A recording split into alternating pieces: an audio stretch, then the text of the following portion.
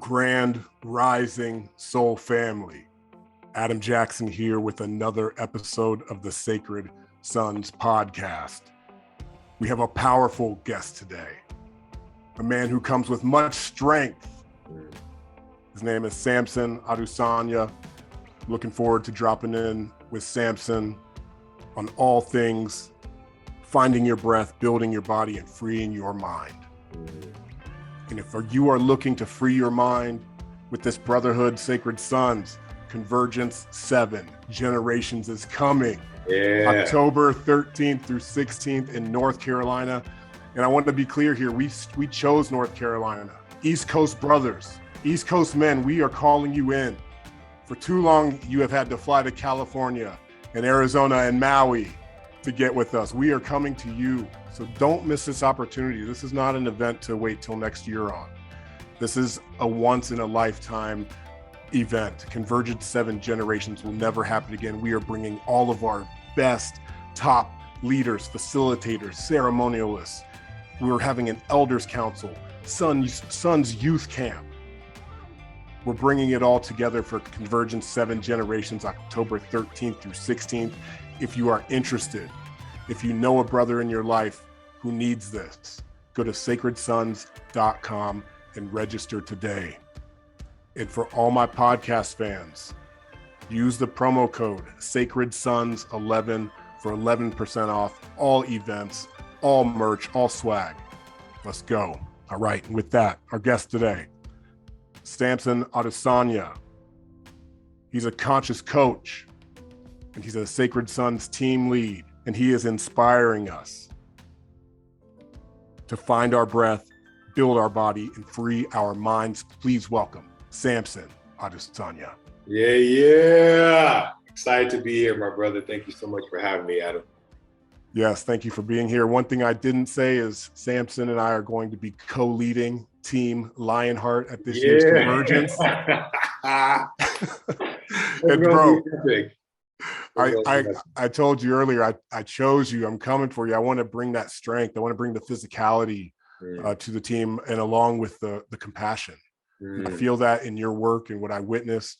And yeah, looking forward to holding space together. Excited to be there, brother. Looking forward to it myself. Yeah, what are some memories or some feelings from last year's Convergence? I believe that was your first time dancing with Sacred Sons. Yeah. So familiar with Albert. I've known of you and the work that you and Sacred Sons have been doing for quite some time. I've been inspired, from the distance, and honestly, felt close with a lot of the intention behind why you guys were doing what you were doing. And when I connected with Albert out here, he invited me in, and I was at the time of my life, honestly, to be real with you, Adam, where I began coming out of what felt like years and years and years of shedding layers that didn't allow me to see myself. So that invitation, to be quite honest with you, was, I questioned. I was like, wait, why? It was like, why? Like, what do you see? And this is part of the old identity that I had. So without time, I sat with there for a bit, and it felt right. It felt in alignment with my mission. It felt in alignment with the work that I'm up to. It felt in alignment with what was next for me. So I was a yes. And, attending there, I remember getting to the airport, picking up all the brothers, and to just see, pun intended, many men converge. I was like, at the airport, it was like 100 dudes deep. I was like, everybody was there for Convergence. And I'm like, this is crazy. Yes. Right? And to be honest, to get that many men to go to something takes a lot of intention. So much, bro. And prayers. Yes. And prayers. Yes. To be able to do that, and to be able to create something where men are willing, right, to travel, to leave their families, to leave their work, and attend something that they know is calling them forward to search deep, like it was big. So just being at the airport and seeing that was like, okay. And then getting there, not knowing what to expect, opening the ceremony of the weekend. I just got connected to what felt true for me. For me, like being of Nigerian descent, you know, before it got colonialized and westernized and stuff, there was a lot of practices that were similar, that were in alignment with nature, right? In alignment with, you know, with praying, and not just praying from words, but praying with intention, in connection with knowing that God is a part of everything. So really seeing the ceremonial aspect of you guys opening the container, like I got chills, and I'm like, oh shit, it's about to go down, up, left, and right. Right? So I was like, okay, I'm here. Yeah. And I'm not just here as a leader. I got this clear right away. I'm here also as a participant. Yes. It wasn't just me like, oh yeah, you know, I'm here to co-lead and all. No, I was there to participate as well. And I was on Team Dragon Spirit the last time, and it just felt good. It felt good to see. It felt good to hold. It felt good to have my heart open, to really be there for some of the men who were really going through some stuff. Who, I mean, I can't speak for anybody else, but this is somebody who didn't have the masculine leadership in his life for majority of his life, to now be someone who's that for somebody else.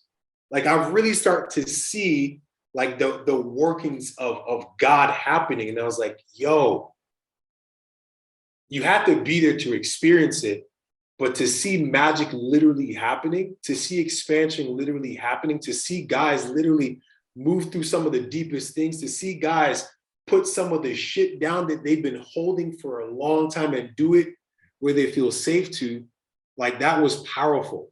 So, you know, could I describe Convergence? Yes, I could do it with words, but it honestly doesn't beat being there. It's an experience. You guys had over 300 men, right? It was like, again, it was like this little world that we created, that we started and then we closed and we ended. But yeah, it was beyond powerful. Yeah. Yeah, I really appreciate this piece around saying you were not just a leader, but a participant. Because the truth is, when we get in that space, when we open that portal, when we stand there, when we say the words together, I am here, you are here, we are here. We mean that. We are here together. And so we kind of, you know, there's organization and there are team leads for a reason. And you have a specific skill set that these brothers really respond to. You know what I'm saying? With your gifts, with your coaching, with your physical practice. And so while we kind of remove the hierarchy so we can see each other clearly, it's also important for us to own the magic and the gifts that we do bring. And sometimes that happens in leadership, and sometimes that happens as being a witness as well. Yeah, I agree. Yeah, that's real. Yeah, so we're going to drop into a little bit more on today's episode, but right now I want to invite us to take a deep breath for ourselves.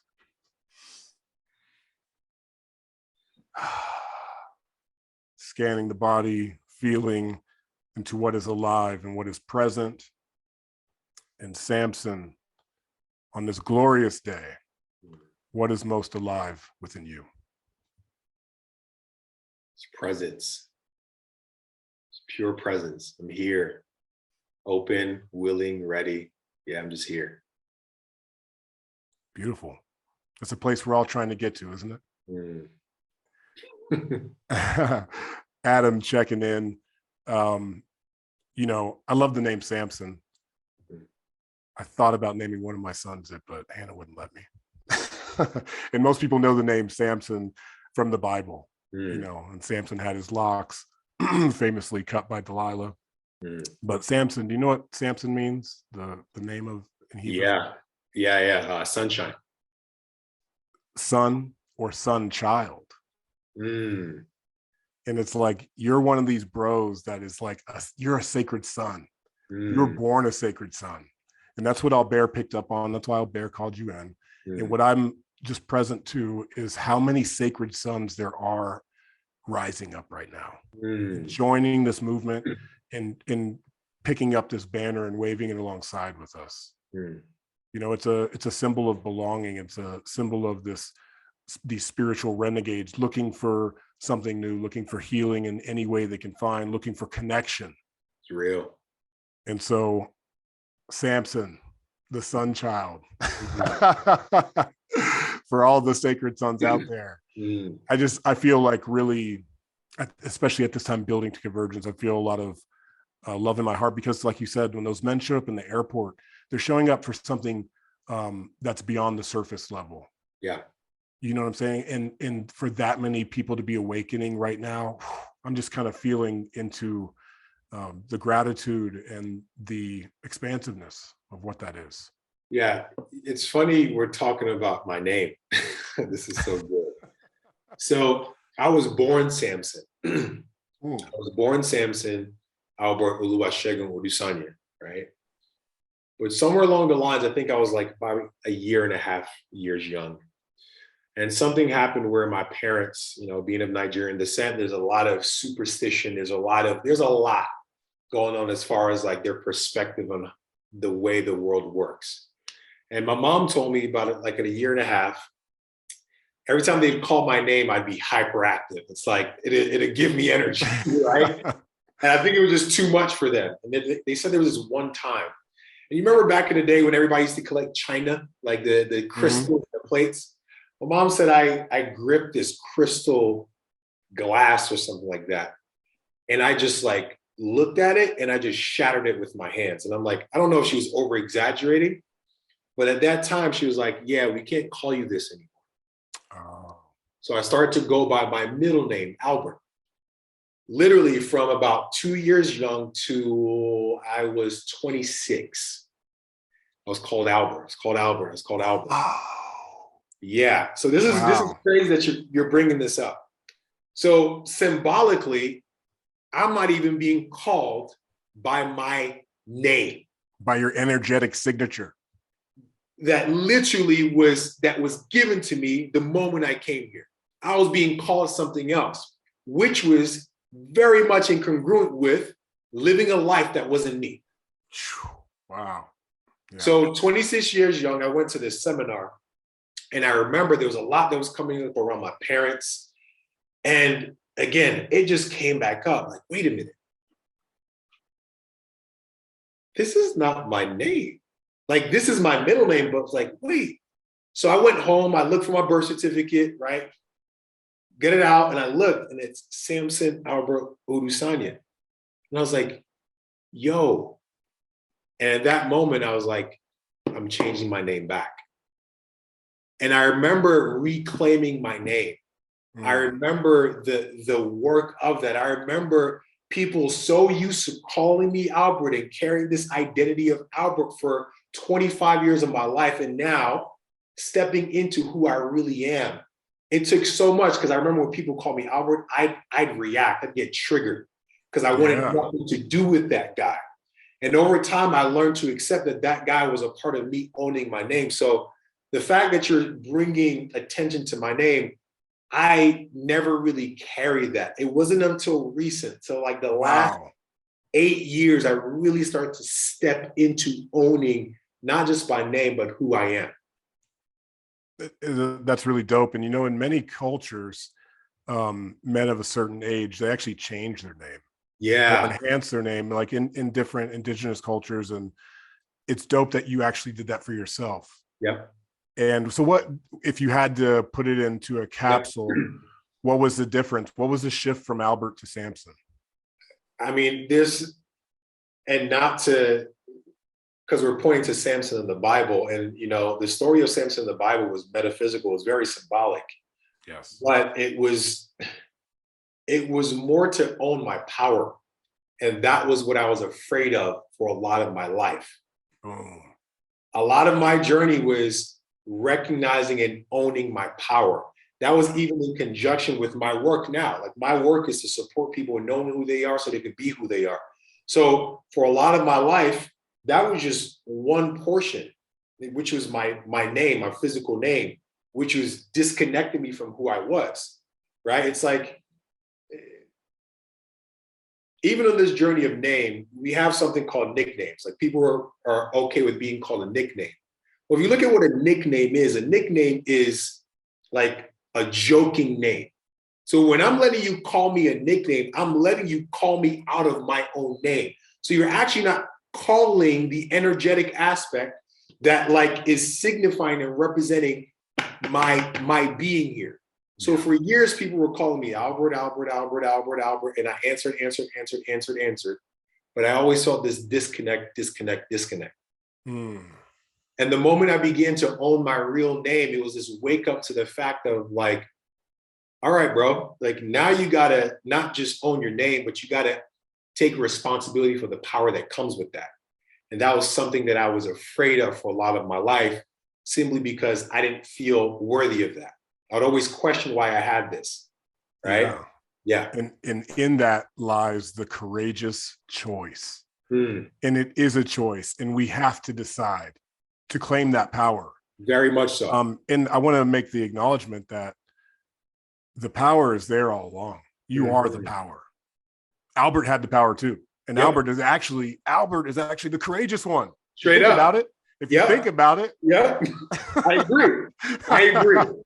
And he held it down. Yes. And I want to just illuminate, names are meaningful and powerful. And even in the work, on men's work weekends, I've seen men claim their original name, claim a new name, claim an animal totem that they feel in congruence with, because it is that powerful and meaningful.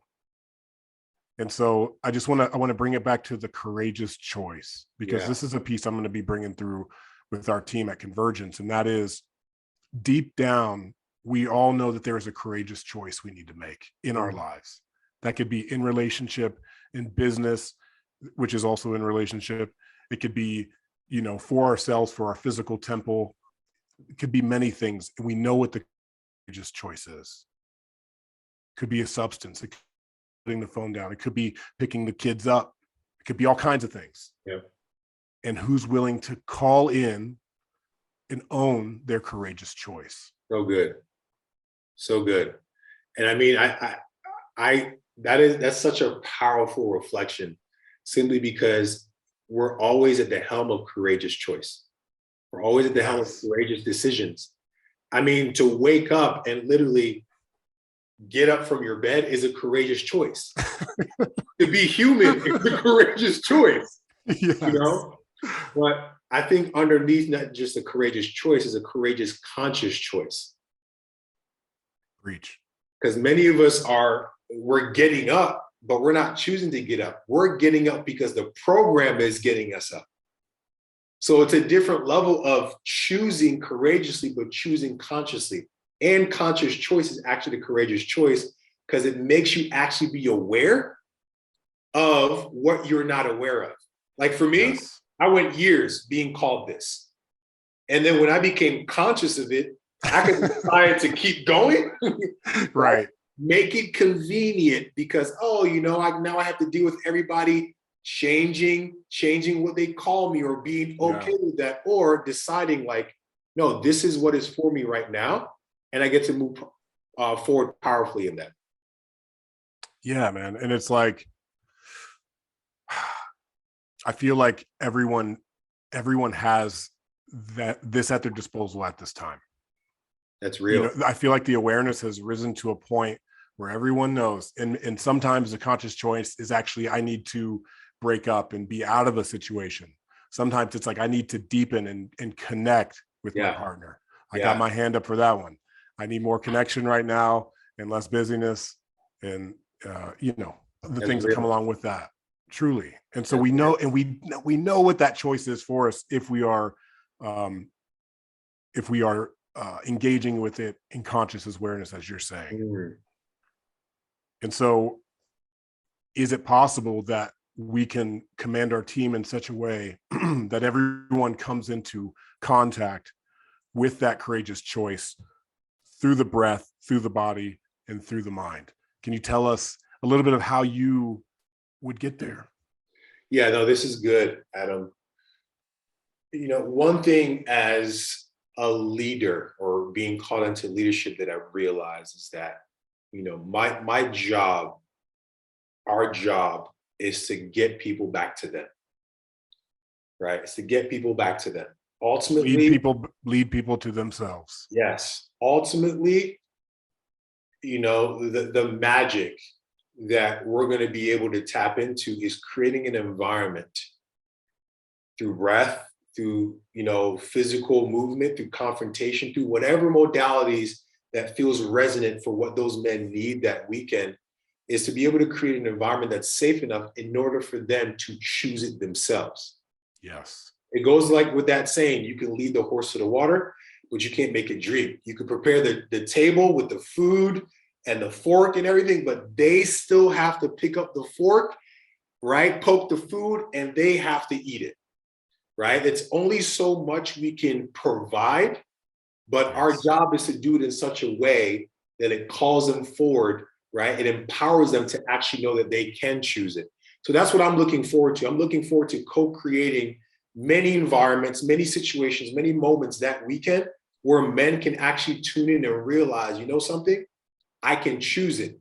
And I don't just have to choose it when I have an environment during Convergence. I can actually lead Convergence and create those environments with myself to know I can choose it again.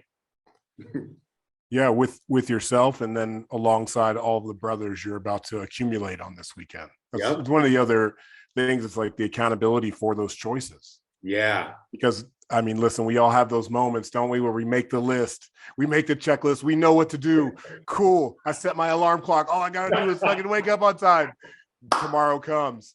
Nobody hold me accountable. I'm sleeping in. I mean, that's real. That's a real. I've been scenario. there many times. Yep. You have been, but on the real, I see you as an embodiment of strength. I see you as someone who has discipline. Can you speak on your personal discipline, either your challenges or some of the things you've overcome? Yeah, I appreciate that, Adam. And I will thank you, and I receive that.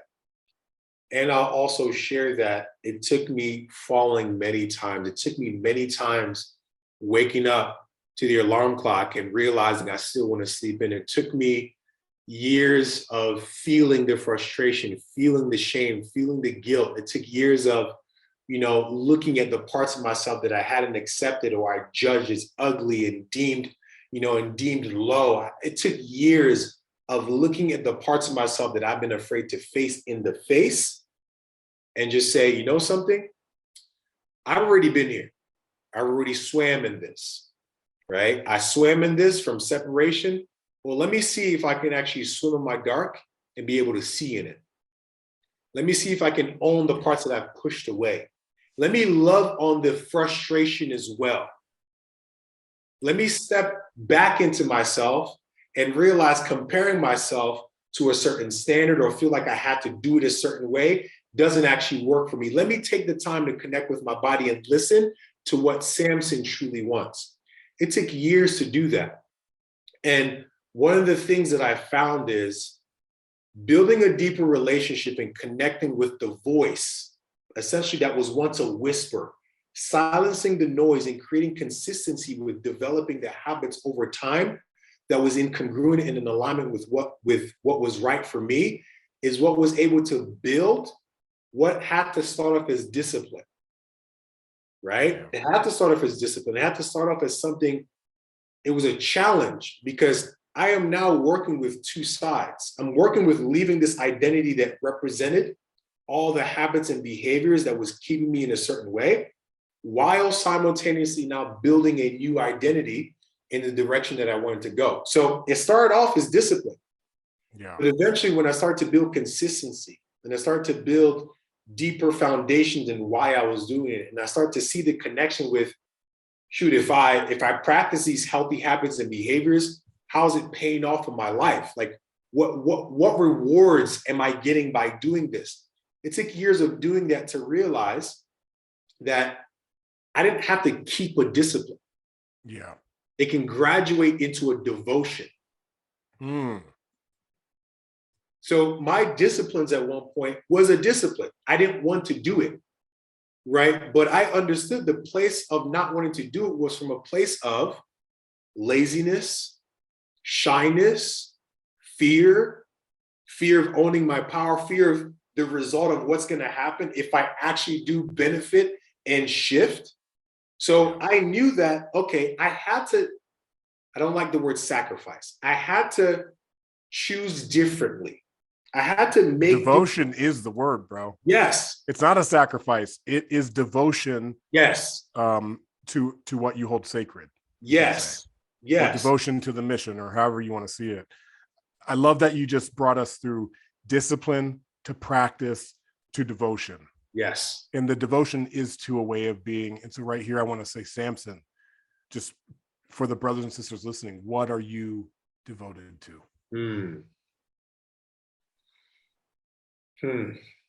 I am devoted to my relationship with the Most High God. That it's first before anything. And it brings me to tears. I had just been in Peru in May. I was doing a dieta, and for a long time, I've been yearning and seeking, like forcing this need to connect. I'm like I was born in the church. I grew up so the practice, the spirituality, the nature of creating a relationship with God had always been there, but I'd never truly, at least to my conscious awareness, felt it. There's been many times I can call upon that. I was like, yep, I felt that. Yeah. But I was in Peru, and I was doing a diet, and I remember the facilitator, who's a mentor to me, we were talking about just, reflections and integration. And we were talking about kind of how the previous night went. So my mom and dad separated when I was 3. And I remember now that starting a journey of developing a relationship with myself that was connected to myself as a man, because I didn't have that example there. My father, all our fathers as men are the first impression of what a man is. But his absence, not the whole time, but his absence for the really crucial and important developmental years of my life, right, created this belief that disconnected me from who I was. So I now went out looking for myself in other people. I literally was creating a buffet, right? I was creating many versions of what it's like. Oh, maybe this is what a man is. Or maybe this is who I'm supposed to be. And I was now looking for myself in other people, right? So when I was there in May, obviously I'm at a different place in my journey, and I already begin to really come back to myself, own myself. But there were still pieces, there was still residue of resentment, there was still residue of shame. And we were talking about my father, and he said, Samson, he said, what if in your commitment to resenting your father when he left, you also resented Father God? And I lost it.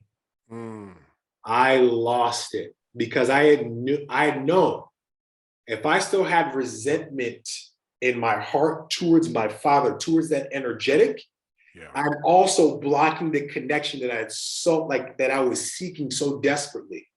And I've done so many years of repair and healing in the relationship with my father. I had one of the biggest conversations with him last year, but the residue, just that little bit, I realized that was in the way. That was the clutter that was still there in order for me, because God's always connected. It's us that block the connection. So for me, that was a way to remove what was in the way of really feeling, right? Feeling the presence of God in myself. So to answer your question, I'm devoted to my connection with God. That was a journey. You just brought me full circle. Yeah, man. But now we're here. And so, the piece that was missing, maybe not even missing, you're using the word absent. And of course, I understand what that means. But I guess, where are you at with it in this moment? Is there a piece of you that has found yourself? Because what I hear is the journey of self-knowledge and self-understanding.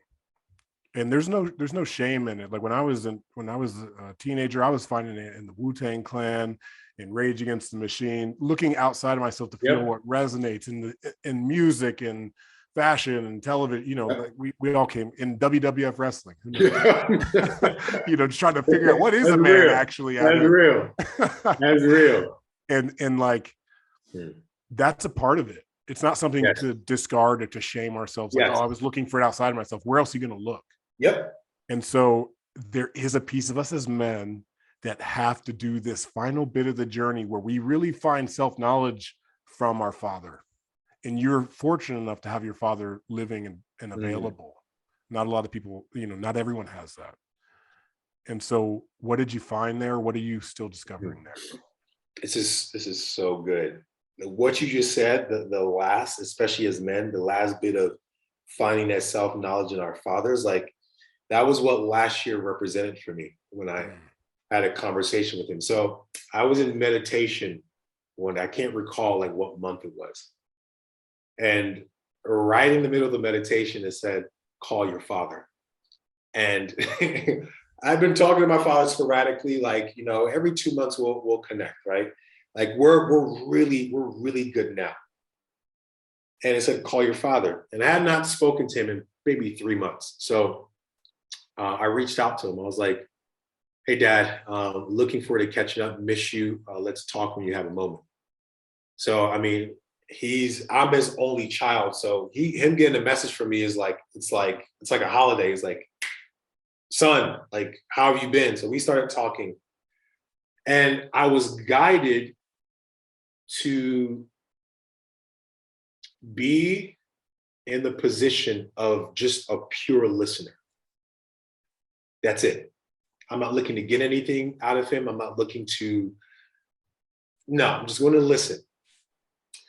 And I remember asking him, I was like, Dad, and I think we've had this conversation before, but I was in a different state. I still had so much hurt and resentment. So it clouded my ability to actually listen to what he was saying. Yeah. But I was in a different space right now. I was just in a space where it's like, now being married with a child, it's an instant education in standing in the shoes of your parents. So it's a lesson in compassion. It's a lashing in compassion, bro. Straight up, you get it. Oh, so, of course. I was like, let me just listen. So I asked him, I was like, Dad, if you don't mind sharing, I would love to know what it was like for you growing up. And I just listened. And he just started sharing everything, started sharing. We started vibing on that. And like that, I never really asked you because there was just a lot of friction between, our dynamic, not just myself, but you, my mom, and myself. And I was like, like, from your perspective, what happened between you and my mom? So he proceeded to that's the conversation. And that's the one it's so beautiful. I had the same conversation after my first son was born. First with my mom. And actually with my mom, I said, what was going on with Dad around the time of the divorce? and then with my father. But please continue. That's the piece that we're after. No, this is it. And this is what changed it for me. I realized my father had not shared his side of the story with me ever. This is the first time in 28 years I finally was listening to my father's side of the story. Yeah. And I'm listening and I'm like, I'm in tears because here I am carrying this perspective of a man and the image that was painted of him. Again, no shade, no shame. How it happened was exactly how it had to happen. But I'm realizing it's coming full circle that I looked at this man as if he should have done anything different with the circumstances he had. Right. Or more so that you would in fact do something different in the same circumstance. And that what you just said is exactly the truth. I realized. I was like, and I literally told him, I was like, Dad, who's to say that if I were you, I would not have done the same exact thing? And no lie, Adam, there was this knot that was in my chest. The moment I just heard him explain his side, it was gone. Yeah. It was gone. Like there was no forgiveness needed. It was just, I got it. I felt him. I saw my father. I saw the child in him. I saw the teenager. I saw the adult. I saw the man. And I think I personally needed to move through and live and have more lived experiences, one or two of which was having a partner of my own and then being a father. I don't think I'll be ready for that conversation if I wasn't a father, at least for me, because I now got it. I got it. Fully agree. There's something that you can't know without the experience of fatherhood. Yeah. You don't even know what question to ask. Bro, and Adam, like from that moment forward, I was like, yo, like again, all the emotions and all the things I had towards him were necessary in order for me to direct me on this path. But to come full circle and really be in a listening position and be so empathetically grounded in loving all of my father now opened up what I felt or what I was unconscious of, the subtle. It's very subtle. It wasn't big. It was very subtle residue of resistance I was still holding towards him and resentment I was still holding towards him. Yeah, that's beautiful. Yeah. It's really interesting that when we get to the point of forgiveness, just like you said, it was almost like there was nothing to forgive. That's real forgiveness, is when you actually let it go, not when you need to say the words, hear the words, do the action, be seen. It's actually in the full allowance, the full letting go, and the lightness that we feel when we have compassion for someone else and what they may have done. Real forgiveness. Yeah, please. I was saying real forgiveness that I've learned is acceptance. That's all it is. Because my thing is, and my relationship with forgiveness has changed. Because if I have to forgive you, that means I'm still deeming you like lesser than me. There's still judgment in forgiveness. Totally. I'm not seeing the light. I'm not seeing the gold in the situation that played out between you and I. But if I could take a step back and wait a minute, what did I learn from this? What did this situation teach me? How did I benefit from this? And then I could get to a place where I'm like, wait, I don't need to forgive you. Thank you. Thank you, Dad, for doing the best you could with what you knew and what you had. And literally, I would not have done any different, but thank you for doing what you did, because I would not have been on the journey to realize what I had to realize about myself. So acceptance, we can call it the new forgiveness. Yeah. Acceptance of the Father. It's a powerful one. And what it's bringing up for me now are then some of the tapestry of memories that can come from this space of acceptance. I recently had an experience with my dad. We were camping in, we were in a cabin in Tennessee on a river. And he was sharing with me the stories of my childhood that I had completely lost memory of. I couldn't have conjured them up if I was trying hard. In the way he saw me and the way that he remembered, just from his perspective, there's nobody else on earth who could ever see me like that. Yeah. And I'm so open that I'm able to receive those reflections. And man, a lot of it made me remember who I really am. From the athletics and the games that he was able to be present for.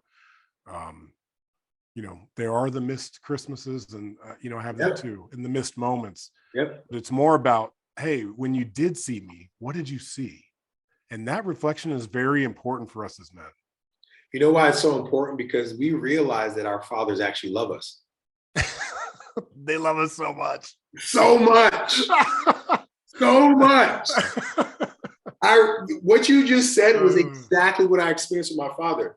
Like, ever since that conversation, brother, it was like we would have conversation and he'd bring up the same memories and same exact thing. I could not conjure up these memories because I was so used to this distorted version of myself that had been painted and had been developed over years that was rooted in so much pain.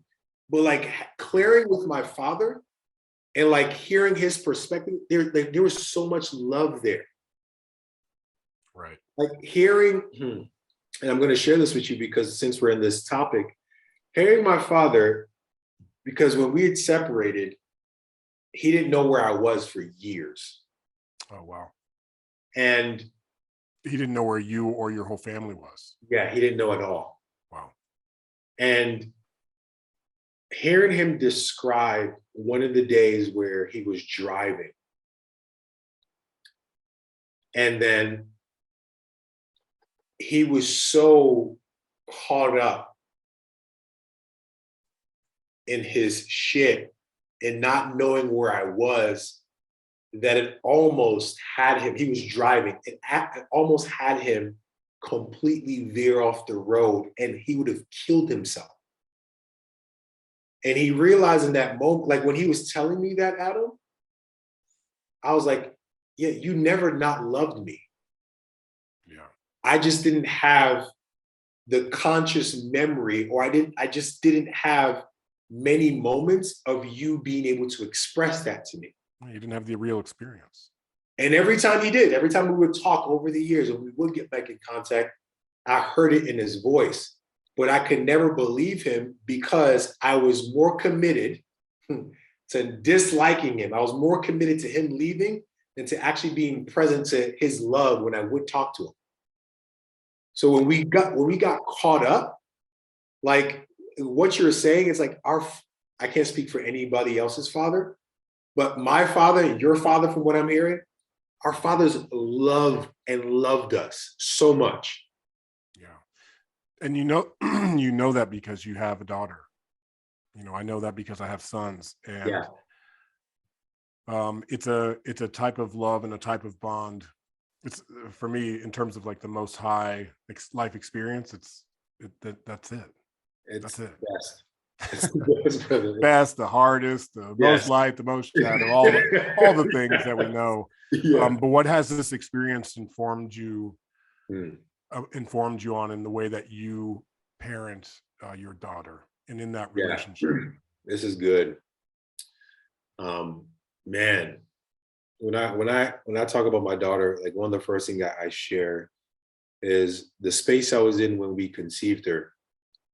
Like her being born, I say my daughter saved me. Wow. Because we were going through some really tough times, like especially my relationship. And I was also in probably one of the lowest moments of my life.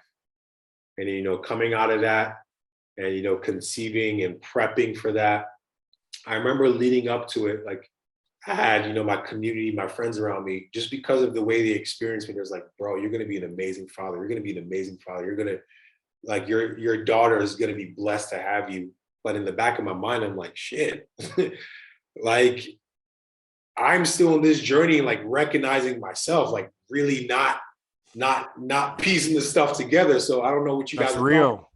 I don't know what you guys are talking about, but and to what immediately came up was like I didn't have an example there. Now, sidebar, I had an amazing stepfather who my mom remarried, and I realized I actually didn't let him in till later in life.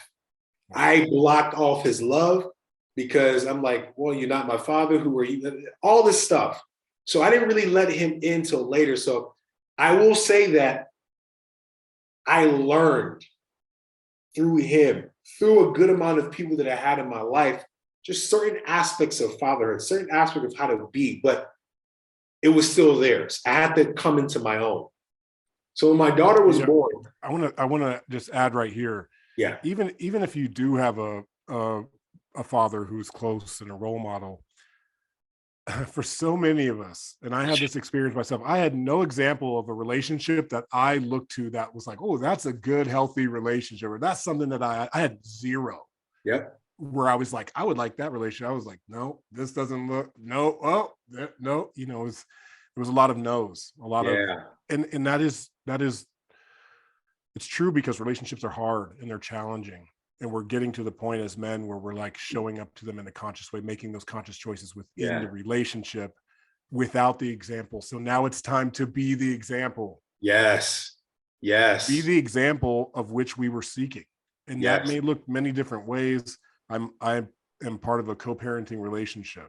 Mm. So I have the experience also of like having my son half the time. And like, man, it brings up so much because I was kind of like a every other weekend with my father.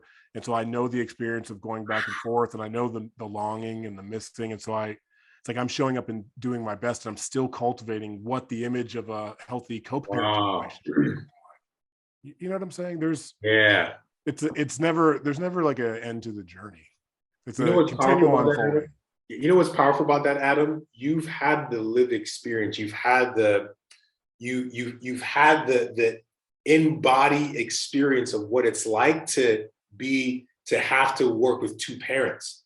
Yeah. Your son is experiencing right now. So for you, it's not about words, it's about what he feels from you. Like it's safe for him to be in this dynamic that he's in right now. And I think, yeah, I mean, same thing for me. When you were talking about like what it's like to be a father, when I had my daughter, there were things that that I couldn't learn from other people that had to come up in me naturally. Yeah.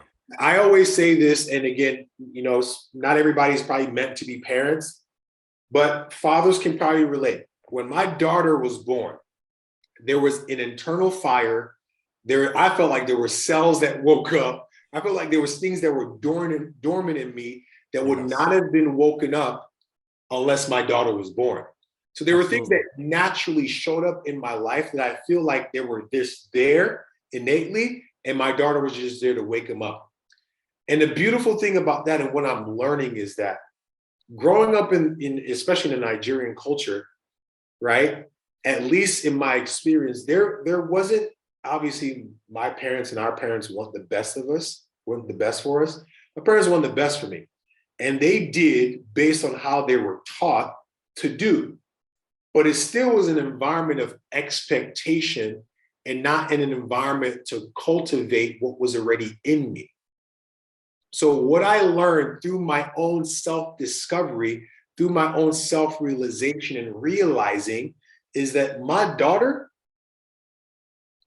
is already here with what's in her. And my job is to protect, and my job is to make sure there's an environment for her to feel safe enough to be all of that. That's it. Like, I'm her parent, I'm her guide, I'm her father, but I don't own her. Right. She's God's. You know, God entrusted me with her to be like, okay, you have the life experience, you have the education for what she's going to need in order for her to express what she's here to express. And with a girl, I mean, it's different. Bro, it's so different. I will say this though, my daughter helps soften my heart even more. Yeah. I mean, it's children in general, but my daughter helped soften my heart even more. She helped open it even more. One thing I even learned, Adam, was being a parent was another way to learn how to reparent myself. Big time. Right? There's so many moments where my daughter would act a certain way, my little boy would come up. It's like, whoa. Example, my wife was gone for like 3 days and it was just me and my daughter. And she loves going to, you know, Whole Foods. So took her to Whole Foods. And there was this moment where she's in the cart and I'm pushing her. And she's like, now she's reaching to touch my chest area. And I realized that I'm like being very defensive. And I'm like, whoa, what's going on here? Okay, so we leave Whole Foods and then we're at home. And then, bro, like, she'd like be talking, she'd be asking questions, she'd be screaming, she'd be in joy, she'd be in tantrum. And I'd be so triggered. And I'm like, Samson, what is this? Like, this is not, like, this doesn't feel right. So I sat with myself for a little bit and I realized it was my little boy. Yeah. It was my little boy that was jealous and envious of the fact that she had the freedom to ask whatever she wanted, play however she wanted, ask as many times as she wanted, right? Be herself. And in that moment, I was like, that's another reason she's here. It's to wake up these other parts of me that I could have avoided. There's a little boy that is looking, right, at a little girl, simultaneously me being her dad, like making it safe for her to do that when it wasn't safe for me to do that. So now there was this. And you're on the job learning, Bro. and like that's why we say it's healing is non-linear. So you're moving forward in the experience with your daughter. You're having the real life lived experience, and then that experience is informing your inner boy of like how you needed someone to show up for you. Yep. And it's not always easy. No, bro. Always easy. No, not at all. And what it really comes back to, and I just want to bring awareness to this, dads, this isn't about putting on a cape and being perfect. It's about what Samson checked in with, which is presence. That's all they're asking for. Yep. That's all God's asking from you, is for your presence, is for your attention. And that can look many ways. And lately I'm on these pillars of encouragement and acknowledgement. It's like sometimes for my boys, they need me to just see them, just be present, just read the book. Holland, my guy, is 2.5. He's a Hulk. He's massive. He's so intelligent, and he loves to read books. So he's bringing me books every day and things like this. And all he wants is from my presence. Be with me. That's it. And then with Noah, it's like now he's 8. He just turned 8. And it's about encouragement. It's about seeing the pieces in him, and he's bringing me his drawings, and he's bringing me ideas, and he's telling me about his dreams. You know? And so it's about, not for this stage, it's about encouragement and like keep dreaming, keep drawing, keep moving, you know, all of these things. And that's really all it is. At its simplest form for me. I just I tend to encourage fathers not to overthink it. Yeah. This is a message for myself too. Simple as just put down the phone and give that attention to them. Yeah. That's all I want. That's all they want. That's all I want. I also got to share this, Adam, because I hear it a lot and I also lived it. There's this idea or perspective that we want to now not be the fathers that our fathers were to us. And that's only recreating the same exact thing. It's only recreating the same exact thing. And I thought about the moments where I condemned my father. And then when I would take a look and peel the layers back, I became more like what I was condemning. Yeah. Until I got to the place of fully accepting that and realizing he was the father that I needed. That opened up the space for me to be the father that my daughter needed. So to the fathers out there too, without dismissing the experience you had growing up with your father, is also understanding that your father's your father and you are you. And your children need you not trying to be like your father. Yeah. That's a deep analogy, actually, because that goes for colonization as well. It goes for all of the unconscious behaviors that are playing out. It's like, this is not an attempt to react to the colonization that's happened. It's about creating the new story. It's about creating the new templates, roadmaps, behaviors, thoughts, words, actions, so that we can get to that place of devotion. Yeah. Yeah. You know, and so, yeah, for all of us, I'm going to come back to the courageous choice. And in my case, Noah and I chose each other. I had an experience while he was in the womb, my first son. Wow. Where I saw him, and there was these kind of like an understanding that we had made an agreement to come back together in this life. And I entered fatherhood with that awareness. It was that deep for me. And so that was a courageous choice, like to come back together in this life. Yeah. And I can see that for many lovers, beloveds, and for parents and children who make that choice to come back in together in this life. And so what do we do with this opportunity? Yeah. With this opportunity that we're blessed to have these humans, these beings, these souls in our life. Yeah. Yeah. It's such a gift. Such a gift. Such a gift, brother. Yeah. Cool. All right. Well, I do want to ask you, we'll close on this because it's Samson's strength. You know, there's a big push in our brotherhood to the physical, and to reclaiming the physical. How has this discipline of training your physical body transformed into a practice in a way of being? In any words of encouragement that you can give to the brothers who are in training right now, like myself, getting ready for C7? Yeah.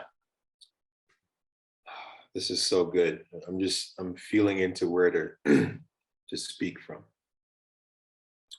Okay. So I think we can all agree that we're all spiritual beings having a human experience. Yeah. And in order to navigate this plane, this earth, this dimension, in order for us to make real what we're here to make real, we need our human bodies. And I think of this analogy, it's like there are two people driving two types of cars, right? There's one that was not maintained.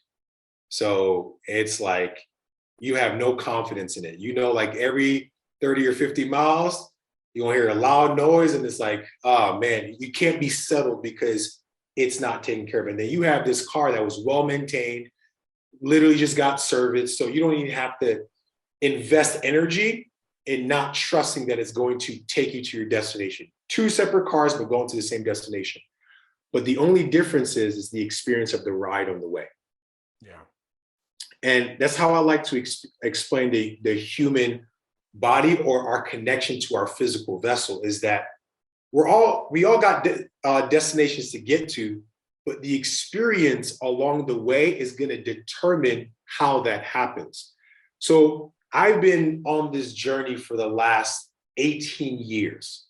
When it started from a very unhealthy place, right? It was from a place of lack. It was from a place of using, vanity to hide and create distance from people.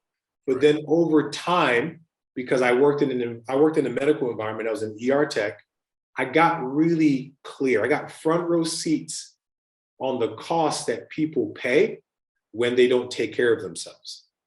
And I was 18 or 19 and I was like, listen, I cannot be the brother, the friend, the son, the husband, the eventual father one day who's paying the price in the last half of his life because he decided to be not smart with the first half of his life. And that was the reality. That was the reality, Adam. Like, people who probably work in the medical field, you probably know, but those who are not, it is a different world.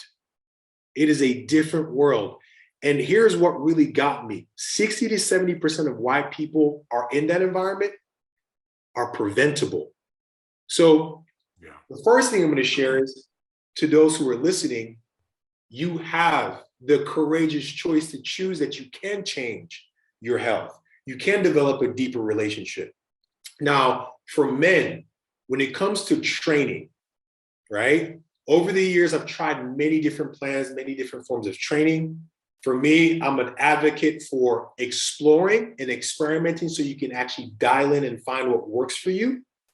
But training is a requirement. It's not a necessity, it is a requirement, because it's connected to the trust you could develop with yourself to walk and navigate this earth confidently with your posture up, knowing that you've developed enough time, enough practice, and you've built the resilience in order to be able to be in situations that you normally would not be ready for. Yes. So leading up into Convergence, like, start to develop a stronger relationship with your body. You Sacred Sons, what I love is, like, you guys deal with a lot with confrontation. And a lot of confidence that's not in confrontation is because guys are not connected to their physical vessel. They don't know how it moves. They don't know if they show up this way, this is going to happen. So it's an environment of completely loose emotion. It's the unknown. It's the physical unknown. Yes. That's we haven't been tested. Yes. Right? So the beautiful thing is all we're doing is, and I stopped calling it working out. It's like we're training. You're training. When I'm in the gym, I'm training. I'm training not just my body, but I'm putting myself through situations that literally can happen in life. You'll see me sometimes holding the bar for like 2 minutes because one day I may be on a cliff and I slip and I need to hold on for dear life, right? This is or you may be in a tantrum with a child or in an argument where you need to hold space for someone else or hold space for yourself. You know, like there's a medical or there's a transmutation of the physical into the relational. This is very, and here's how it plays off. It's not just us that knows that something is out of congruence, but we're also communicating that to the other person. So there's not just distrust here, but the person knows I can't trust you. Like I can't trust that. I can't. Like I can't feel safe enough to know that if I'm in a space where I need to fully let go, you can hold me. Yeah. So beyond just the vein and the, what you look like, there's the feeling, there's the confidence in being able to communicate to the world that, yeah, this man can hold it down. This man is safe enough to be able to hold me so I can actually like let go for once. Yeah. Do you actually make it purposeful? Meaning like I talked to Kale, he's carrying a 220-pound heavy bag around. Like sure. I'm carrying one of my brothers that couldn't make it. Like, yes, sir. Do you give the intention to your workouts, to your movement? Yes, sir. It's not every workout, but I dedicate many, many different forms of training to that simply because we just never know. Well, I think what's important here is like not to just go like, oh, I'm angry, I'm going to go punch the punching bag. It's not just in transmuting anger, but like doing things with intention, with the positive intention for which you would want to see happen in your life. Yes. Whatever that is, calling in relationship, calling in abundance. You know what I'm saying? I kind of feel like that physical training can be a mechanism to calling these things into our lives. So this is good because this is just my perspective. There's been this idea floating around in the community that I don't know how it happened, but it's like we exist too much in the non-physical and we forget that we're here. Like, that's why we have physical bodies. And I'll be safe to say, and I want to shout out Kale and I want to shout out Pasha because they're very big on connecting to the unseen through the physical body. And why there's so much alignment in that for me, because I feel my journey started physically. Like I was able to really develop and learn and explore through my physical, which opened up the doors to everything else. And I think the physical for a lot of people may be the best place to start because it's the lowest hanging fruit. It's something you can touch. It's here. When we start to move in these unseen realms, this is where you start to lose. You start to like lose touch with presence, right? So I know the realm of the physical body is bigger than we know. Yeah. It's bigger than we know. I connect through God in my physical body. Like, yeah.